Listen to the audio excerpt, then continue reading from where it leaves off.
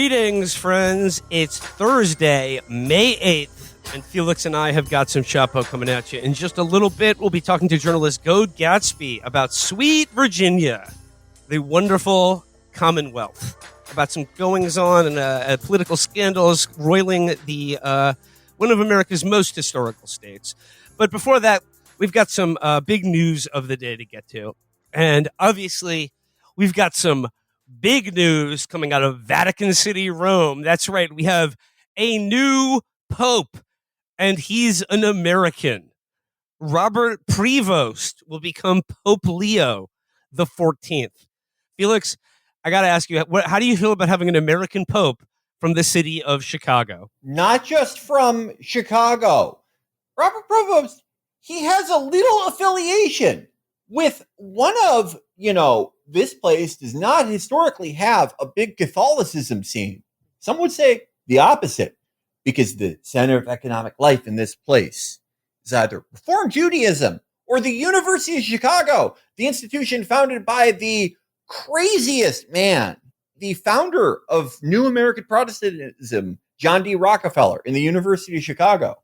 This is a Hyde Park affiliated American cardinal who is becoming pope. He's woke. He hates J.D. Vance. He lived in Chicago's most detestable neighborhood. No one saw this coming. I was like everyone else. I was on Draft Cardinal. I bet the house on Pizza Balla. And now, I'm going to be balling and eating cold pizza for the next 10 years because of all the money I lost. Well, I mean, we did not see this one coming. Robert Prevost was not on any of our draft cards. Wasn't on any of our big boards. I didn't see any tape on this guy. But I gotta say, my reaction to this is the triumph of analytics. This is what the numbers guys have done to the game that I love, conclaves. But yeah, woke pope, sure. I wanted the Filipino pope. And I was talking to Catherine about this, and it's interesting that they chose an American pope before an African one. There's like 16 Catholics left in America and probably 10 billion in Africa. This is what the analytics have done to us. They're like, oh, but look at his free throw, look at his field goal percentage. Look at these made up stats. Yeah, I mean, this is sabermetrics crap. Yep. Like Africa, they should honestly move the franchise there. They're doing better there than just about anywhere else. Catholicism, in America at least, I mean, people say it isn't even Catholicism. But maybe, just maybe, this guy can take it back because, he's going to have to go against one of the, the thing that's weighing Catholicism down in America the most right now, which I think is, ironically, new adult converts. That is really screwing them up. And his biggest enemy is sort of the leader of those guys. Yeah. JD. I give it like the over-under 6 months before a new wave of conversions to, I don't know, LDS or Sunni Islam. I don't know. Whichever one is more based. But yeah, it seems like the American Catholics are not happy. And by American Catholics, I mean the American Catholic converts who, operate art galleries and things like that. Not too happy about this pick. Yeah, look, to have a pope who has spent so much time in Volvo driving America, who the fuck knows? This is why we watch the game. This is why we love the sport, because you never know what's going to happen, or else you'd be a prophet and you'd be out there and we'd be talking about you. Maybe that we see a total reversal of what we've seen happen to the game in America, and becoming Catholic, that becomes a lived out thing. And having a rosary, that's the new coexist sticker. And all these trads who they just love going up to you and being like, I have to go to church tomorrow at 6 a.m., but I'll be hungover. Yeah, isn't that crazy? Yeah, you aren't at all like 90% of fucking Catholics who ever existed going to mass with a hangover. What a nut you are. It's going to, there'll be a procession of Audis and Volvos. So keep your eyes peeled. Well, I mean, I guess like the biggest shock to me was how quick this conclave was. I was gearing in for it was like the NFL draft. I was gearing in for days of this shit. There's only one plume of black smoke, and then they just got this guy. It was real quick. And I think that has to do with the fact that Francis basically appointed him in charge of appointing all of the cardinals. So, I mean, I guess they thought he did a good job appointing them to the position that they would now vote for. So, yeah, he did the Dick Cheney move. Yeah. People are saying between him and Francis, this was like LeBron's son getting on the Lakers. Well, as long as we're talking sports, the fact that he attended Villanova is either a really great or a really bad omen for the Knicks this playoffs. So I'll wait till Saturday before I render my judgment on whether this is a pope or anti-pope. Yeah, I'm not going to act like I'm not disappointed because I'm like you. I wanted Swagapino. I wanted a new look. Conversely, I was really into Pizza Balla because I think he's fun.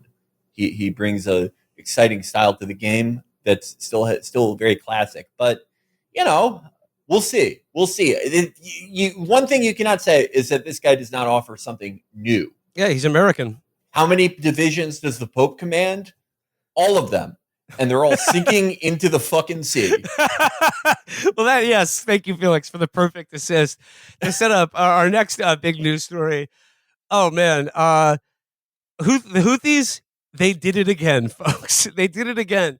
Not only is another F-18 Hornet in the drink, but total Houthi, total Ansar Allah victory in the Red Sea over the Great Satan, America.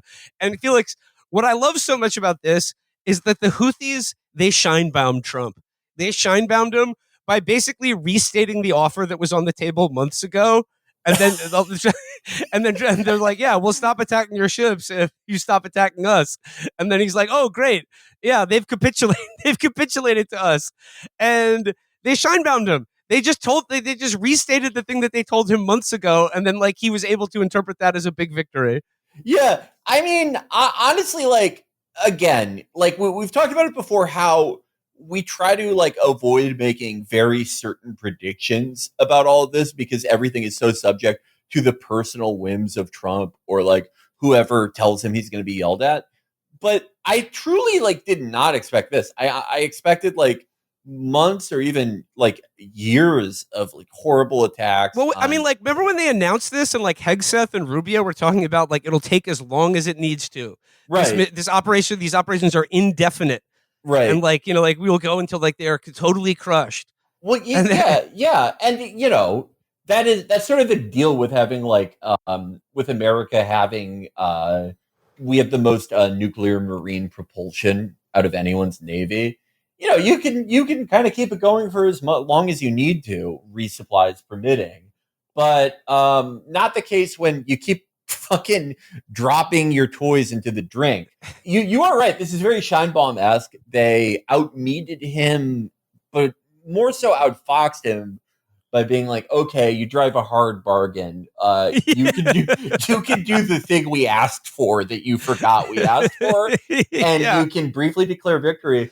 But two things are amazing here.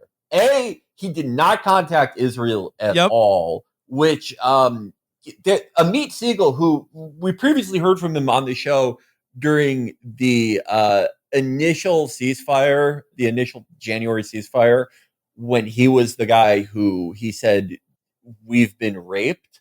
That was him. That was Amit Siegel, yeah. And now, for once, you translate a tweet from Hebrew, and instead of being one of the lost minutes from the Wannsee conference, it is a guy punching a hole through the wall. They're fucking furious that they were not given ultimate veto over this. And, obviously the subtext here is don't attack they will America. absolutely continue to attack Israel. Right. They said they're we're not going to attack American ships, but we are going to continue to shoot missiles at Israel. Yeah. Which after Ansar Allah has shown capabilities of actually passing through Israeli air defenses and being able to hit Div Ben Gurion Airport is, you kind of the worst time for the Israelis to fucking hear that. Again, just how you cannot make definitive predictions of anything unexpectedly good like this happening, right? You cannot really make predictions of how much it will hold because, who knows? Maybe Miriam will be, will go, what the fuck? and we'll do an entire replay of this. But for the time being, as long as like predictions goes, like I mean, for the time being, if one were to read this as like an augur of things to come, I would say that if you are in one of the faction in the Trump administration, like the neoconservative faction who wants a war with Iran more than anything right now, the chances that you're going to get one after we folded for the fucking Houthis, Yeah. the way we did, like, what do you think attacking Iran is going to look like? What do you think is going to happen to our aircraft carriers and our beautiful F-18 Hornets if we actually try to like attack Iran? Yeah, and it just also shows that Trump, and also like Trump and like the president's appetite for engaging in a fucking war, because like I think Trump is smart enough to know that, like, you know, as you described it, Felix, Operation This Time is different. Like, it's a sideshow, and if it just goes on for 2 weeks, he can declare victory, and everyone just forgets that it ever happened to begin with. But I think he is smart enough to know that if any kind of real war with Iran happens, it will be the consuming issue of his entire presidency. Right, and there's no way out of it. It will unify all opposition against him. It's a worse thing could not probably happen. And he does the one semi-consistent thing with him. I mean, he famously like did not commit to pulling out of Afghanistan during his first term because he was going to do it, and then a general told him people will yell at you. But as far as like he will prolong and enlarge and worsen existing American wars, but he has shown like at least some consistent disapproval of like starting an entirely new one, I guess. Yeah. If I had to bet on like one Trump foreign policy thing, even though I think, again, you just cannot predict anything with this FP regime, I think you're probably right. This indicates a complete lack of appetite for anything that would last longer than a fucking day. And like you know, on the issue of, I mean, it's hard to ever understand what he believes in or what he thinks about. But like, I think one thing that held true in like an analysis of Trump's character and the way he governs is that he has an instinctual nose for sniffing out a loser and not wanting to be associated with losers, and like a sort of a craven need to like be obsequious to winners. And you saw that come out in his incredible comments made from the Oval Office about, quote, the bravery of the Houthis and the way that they're able to withstand punishment and their bravery. He talks about that. I'm not the only one who made this point. So like, I'm paraphrasing a lot of other people, but he talks about the Houthis in a way, in terms that he would never describe American veterans. Yeah, no, absolutely not. Like, whenever a veteran gets horribly maimed, and there were a lot of like White House Medal of Honor ceremonies during Trump 1. He loved doing that. He even remember the medal for the genius dog who helped take down ISIS. One of my favorite things he's ever done. Yes. But you know, when he talks to a guy who has been like, you know, just chunked by an IED, like has his face burned off, like really a bit horrible, or like one of those things where it's a posthumous medal and you give it to his kid. The way he talks about it is like, hey, I bet you're glad your father isn't around. No more bedtime. Am I right? Yeah. Like, hey, everyone has a bad day at work, but for his bad day, it means he can't come home again and enjoy the classic dinner of roast beef. How come no one cooks that anymore? And his son's like crying. Yeah. You know, hey, sometimes you win some, sometimes you lose some. I tell him to get back out there, but we will never recover his body. But with Ansar Allah, he seems like legitimately impressed. And like, you know, on this, it's like, I mean, are they not very tough? And do they not have a shitload of resolve, as we have seen since 2015? Well, I mean, I guess this gets into the last thing I wanted to talk about before we move on to our interview with Goad Gatsby, which is, so why is Yemen in the crosshairs of the United States up until recently? I mean, it is because they are the only nation in the world that has a moral army willing to stand up for what's right now, or enforce the right to protect international humanitarian law. They are the only country in the world that is willing to do anything to stop Israel and its mass murder spree.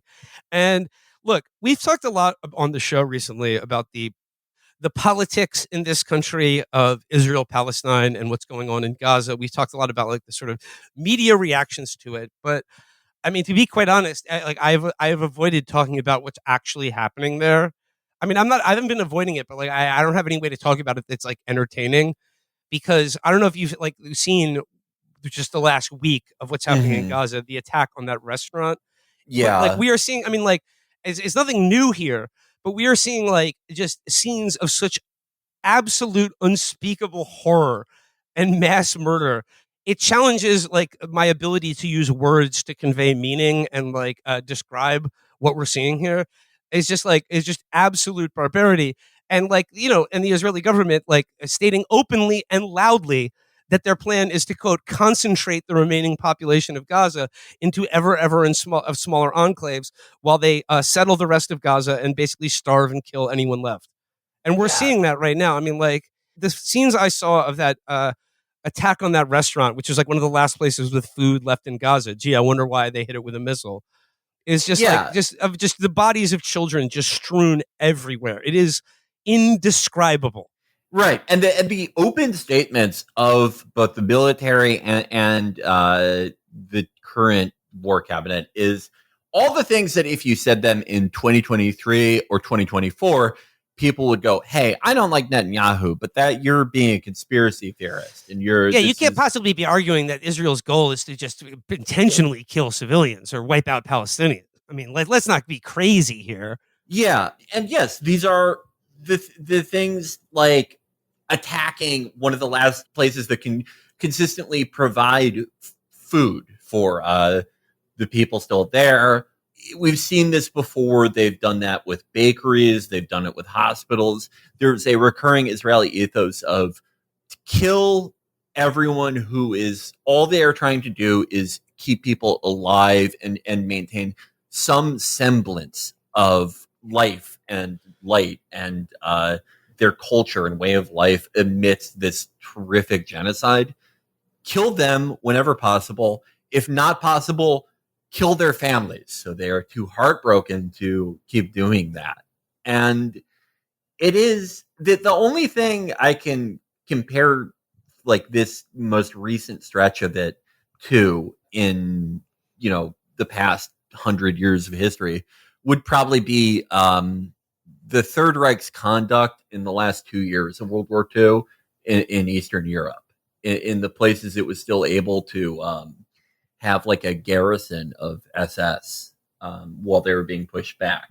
This is what Reinhard Heydrich would do if he had fifth generation jets. And like to put on top of that, right before I got on to record today, there's yet another video of Israeli prison guards gang raping and torturing one of their Palestinian prisoners, and this is just there's video of it, video, and like that's not going to be. I guarantee you that will not be covered anywhere in the Western media. No. This is my just rather grim way of introducing our last topic for the interview, which is of course John Fetterman's at it again. And I bring it up because John Fetterman, I really think, like Felix, you have described him as a golem created by Israel. And like, I keep thinking about this thing of like, Israel is like a tulpa created by the United States and European imperial powers as sort of like this smaller copy of ourselves made in our image to carry out our evil will at a time when like imperialism was officially not okay anymore. You're not allowed to have colonies and, kill everyone who lives there. And then I think like there's another process whereby Israel creates a golem and makes him a Pennsylvania senator that's just like the perfect representation of them. And I bring that up and because like just yesterday, there's another a Fetterman account. It was basically the day before the New York Magazine article dropped. There is this account of him. I'm quoting here. Before long, Fetterman began repeating himself, shouting and questioning, "Why is everybody mad at me? Why does everybody hate me? What did I ever do?" And slamming his hands on a desk, according to one person who was briefed on what occurred. As the meeting deteriorated, a staff member moved to end it and ushered the visitors into the hallway where she broke down crying. The staffer was comforted by the teachers who were themselves rattled by Fetterman's behavior, according to a second person who was briefed separately on the meeting. So this is an account of Fetterman's behavior at a meeting with teachers union representatives. But like it's his loud bellowing and just like weepy invective about why is everybody mad at me? Why does everybody hate me? And then like everything else out of this guy's mouth is kill, exterminate the brutes, kill them all. Yeah, I mean, obviously, when I saw this account, I mean, I got like 10 messages about it within 30 minutes of the article being posted. And like, obviously, when I read it, I laughing till tears were in my fucking eyes. But this is not only is this like classic Israeli type behavior, this is the most popular personality type in this iteration of America. Someone who goes out of their way to fucking antagonize everyone all the time, saying and doing things they know will piss people off so they can go, look at how mad I make them. I must be doing something right. But then, of course, for most people who do that, purposely making yourself the locus of everyone's hatred for no, like, not because you necessarily think it's funny or because it's useful in some way, or really because of any ideological conviction, one way or the other, just because you don't even really know why you're doing it, short of the fact that you love attention and can create some sort of public justification post facto. But inevitably, people who know that little about themselves will go, before they'll go, I don't care what people say about me. I know who I am. As if that's those people care more than anyone else. Right. Those people, not only do they care more than anyone else because they have completely rewired their personality to reflect that, they know so little about themselves. They do not realize how badly affected by all of people's justifiable hatred that they go, I don't care. They could say whatever they want until one day the weight of it is too much and they freak out like this. Fetterman's the most extreme example, but there's thousands of these fucking people now. With this is a classic Fetterman story because the oafishness, just the direct, why do you hate me, from a fucking 53-year-old U.S. senator, the fact that he probably tried to get up and storm off, but the desk was caught around his stupid body. But I have to, the aide crying is so interesting to me because it's like, well, why the fuck? Why are you crying? Because he's loud? This is what you signed up for. Like, what? And Felix, once again, like I'm seeing the reactions just to this news clipping, and it's the exact same reactions that I've seen for the New York Magazine profile engendered, which is they're coming for Fetterman because he supports Israel and is critical on immigration. And then the repeated insistence that all of these stories, these well-sourced stories from everyone who's worked around him, and including his former chief of staff, who's named in the New York Magazine profile, they're all claiming that these stories are unverified and that there's, quote, no evidence of his mental decline or erratic behavior. And like, this is behavior that has been witnessed by dozens, if not hundreds of people, many of whom have gone on the record. No, they're all lying. And everyone is turning a blind eye. Everyone is conspiring against this guy because he's doing the most outrageous thing in the world, which is being a Democratic senator who's right wing on Israel and immigration. No one's ever tried that before. And by the way, Chuck Schumer has came out yesterday to stand with Fetterman and said, "quote He's an all-star." He's gonna lose this fucking primary at the psych. Yeah, like at the psych ward. Like, I mean, like he's pretty close to murder. He's pretty close to murdering himself. If he makes it, if he murdering a family member, like he's pretty close to like killing someone. Right. That was the secondary thing I thought, which is like, this is hilarious. I'm going to enjoy laughing at this, but there's going to come a point where we're not going to be able to really make that many Fetterman jokes for the next 5 years. Because I'm not even fucking joking. Unless someone steps in and does something, takes away the fucking gun, very high likelihood that something very tragic happens. I don't mean him prematurely ending his own term. I mean, like, something happens to his family at his hand. Because I'm sorry, like, I'm not a fucking doctor, but someone who behaves like this, do you trust them with a gun? Do you trust them with a car? I don't. He sounds like everyone who has ever lost it and killed their entire fucking family. So, like, okay, his comments, his weepy, woe is me attitude about why everyone hates me, contrasted with his erratic, insane, and offensive behavior. Like, and then the demand that like, and no one noticed this. And then also on top of that, supporters of him claiming that it's all just made up. Once again, what does this remind you of?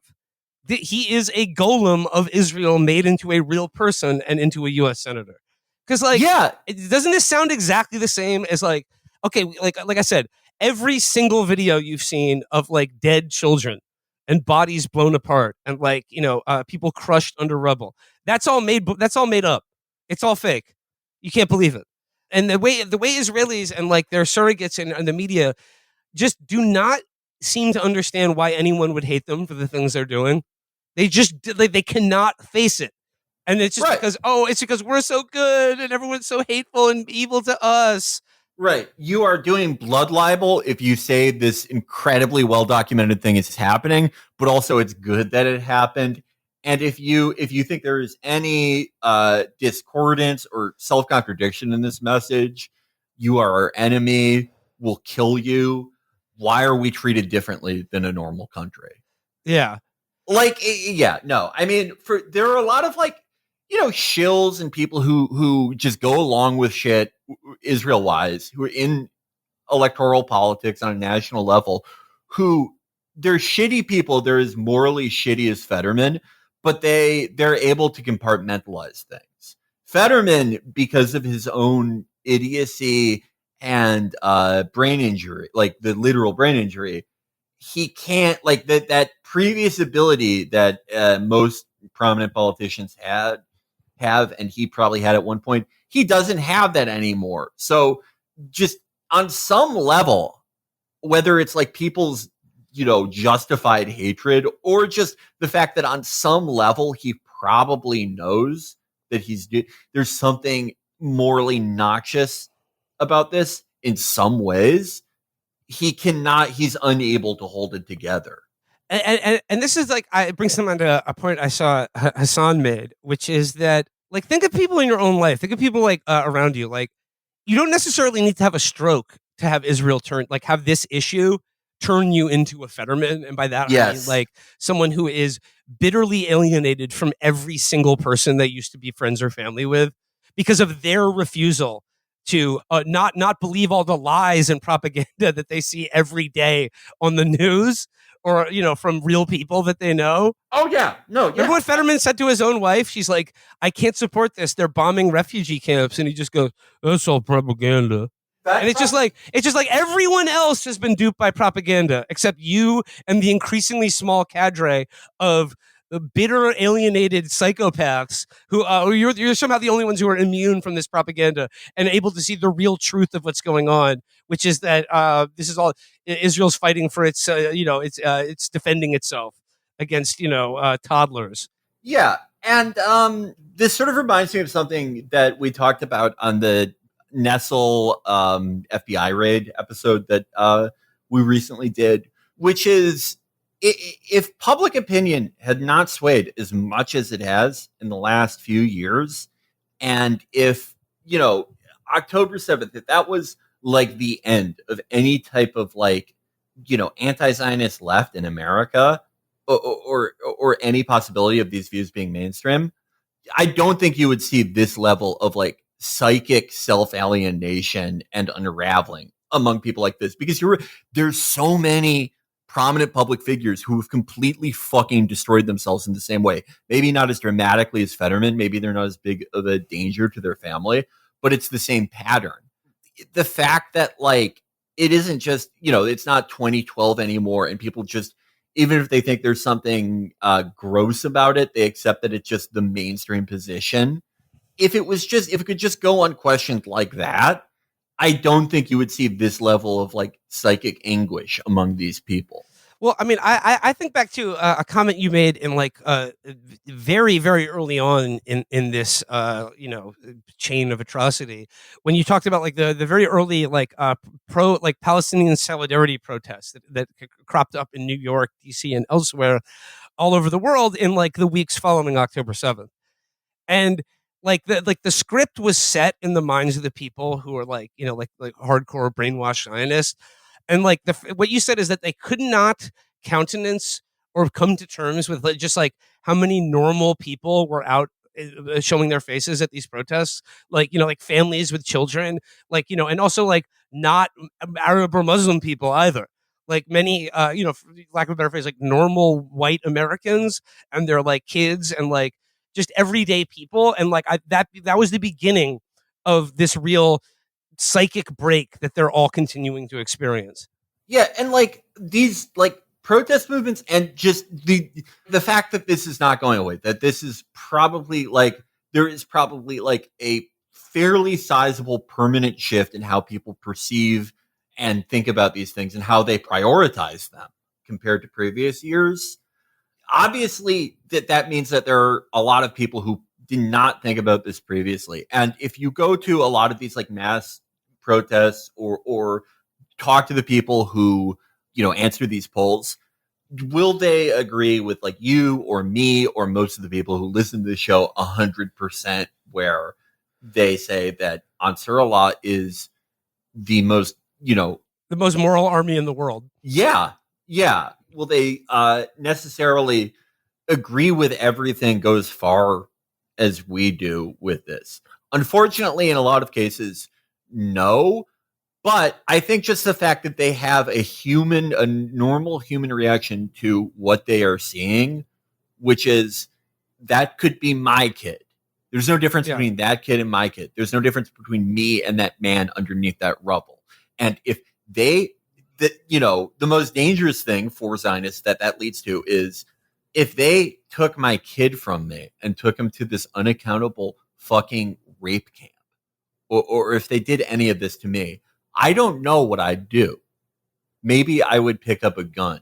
When people start thinking that, even if they're not all the way to where any of us are, maybe that's just caused sheer panic that they are able to, on a human level, understand the universal reaction to these events. And like, I think you're seeing that in sort of like a change in tenor in a lot of the, I don't know, like Zionist propaganda that you see in the media or among their surrogates, which is that like it used to be that they could assume like that they were like a hegemonic majority of opinion.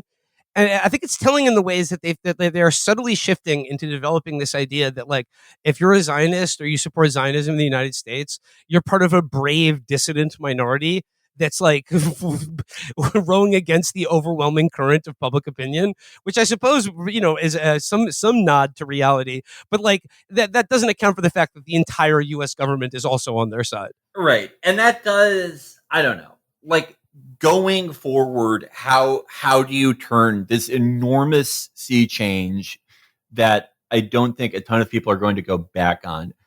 How do you actually make something of consequence happen? Like, I don't think like this level of freak out among institutional Zionism and individual like Zionist celebrities, I don't quite think it will be permanent, though I do think a lot of them are just permanently touched and will never come back down to earth. But I do think the next step, as much as there is one, it will be to try to do the J Street thing, right? Of, hey, I want what you want. They'll probably even use the word apartheid 5-10 years from now. They'll probably even claim that they were against this. But let's slow down.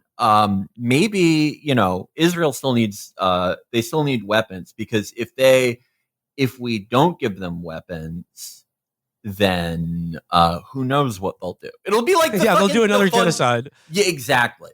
And I don't know. I think like to draw any type of like permanent positive change out of this on an electoral scale, anyone who is trying to, punish people electorally for this, I really hope they're able to harden their hearts to a lot of things. Well, I mean, yeah, like I can't speak to any positive political change in the future. Who knows what it holds for anything? But I do think it is, I don't know, encouraging, or at least at the very least instructive, that one of the most vocal proponents of Zionism in America is John Fetterman. Yeah, and I really hope that advocates for Israel tie themselves as close as possible to this man in the coming weeks, months, and year. I don't know what the over-under is, but I hope they continue to support him vocally, publicly, and often. And when he does it, I hope they don't disavow him, Because what's another fucking family that's been wiped out to you people? I mean, really, no. Yeah. What is the fucking difference? Maybe there was a tunnel underneath Braddock, for all we fucking know. I mean, I feel the same with Fetterman as a representative. Fetterman's controlling my thoughts. There's a tunnel under my son's birthday party. Make him do more Molly. The greatest post of all time. Yeah. Man. But the Fetterman as a very public representative of the movement, I feel the same thing as, do you remember when we found that German guy who he was living in some sort of like group home situation in Germany? Oh, yeah. He would make like vlog style videos about how we're cucks. And we would go, this guy is the leader of the alt-right and the intellectual forefather. Same deal. Yep.